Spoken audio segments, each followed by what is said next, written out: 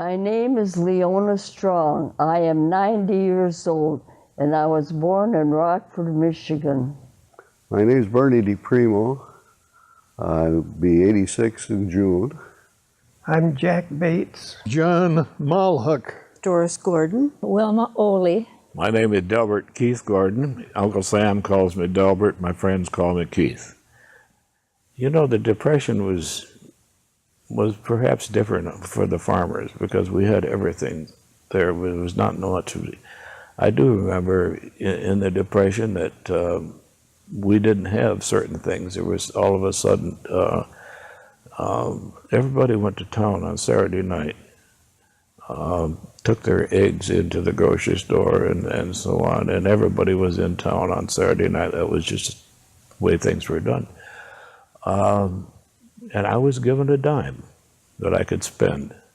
Well, a dime would buy you one of these big Hershey bars, and or spend 5 cents for an ice cream cone. And suddenly, my mother told me, well, you're only going to get a nickel. And then after a while, she said, we can't give you anything.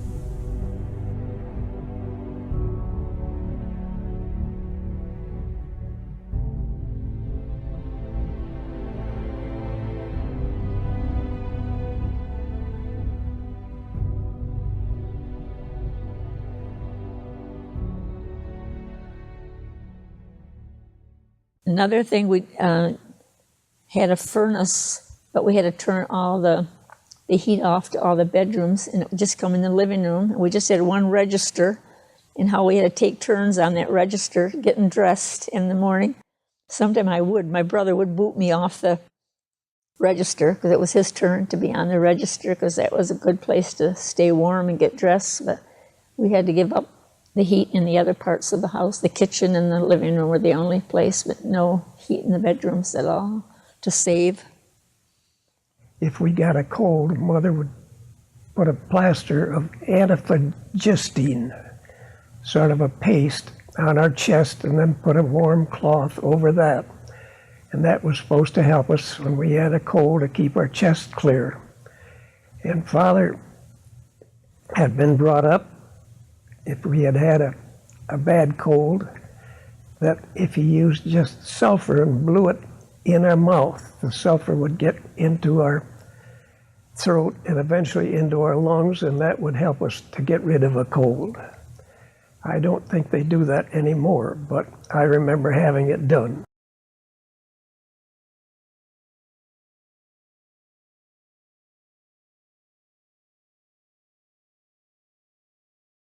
You didn't go to the doctor unless you absolutely were practically on your deathbed. But she always had home remedies. They always used the mentholated salve for when you had a sore throat. And then it was always a salve of some kind. But I remember the McNiss man. There was a man that used to sell medication, and it was called the McNiss man. And he'd bring around this mentholated salve, and she'd buy that from him.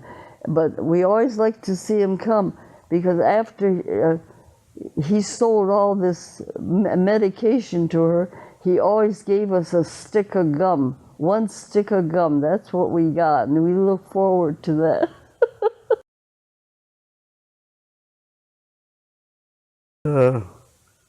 Don't emphasize stuff. Don't emphasize keeping up with the Joneses, if you will, and having to have every little gadget, every new thing that comes out. But just be yourself, and don't try to live up to what other people think. You know, I guess that's the thing.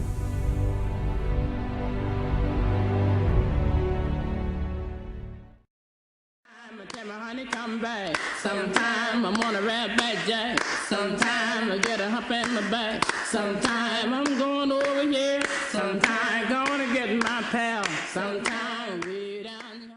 I'm going over here. Sometime when my honey come back. Sometime I'm on a rat. Come listen, all you gals and boys. I'm just from Tuckahoe. I'm going to sing a little song. My name's Jim Crow. Wheel about and turn about and do just so. Every time I wheel about, I jump Jim Crow. I went down to the river. In 1836, Jim Crow is born. He begins his strange career as a malicious minstrel caricature of a black man, created by a white man to amuse white audiences. Jim Crow would come to symbolize one of the most tragic eras of race relations in American history, a time deeply rooted in promise and contradiction. Hey, he, hi, ho, picking cotton all day. Hey, he, hi, ho, just a picking away. The white supremacists fought back. By 1919, the Ku Klux Klan, which had been a Southern idiosyncrasy, became a national ideology. White supremacy, the power behind Jim Crow, appeared invincible. And over the next decade, the violence against blacks would grow even more horrific.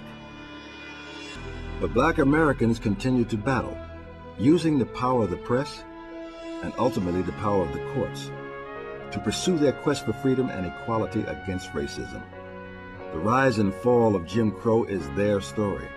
The story of strong men and women who would never accept the demeaning, threatening, and perilous world of Jim Crow. The rise and fall of Jim Crow is the story of those who, in the face of unending terror, achieved triumphs. Triumphs that would in time make America a better place, not just for themselves, but for all of us.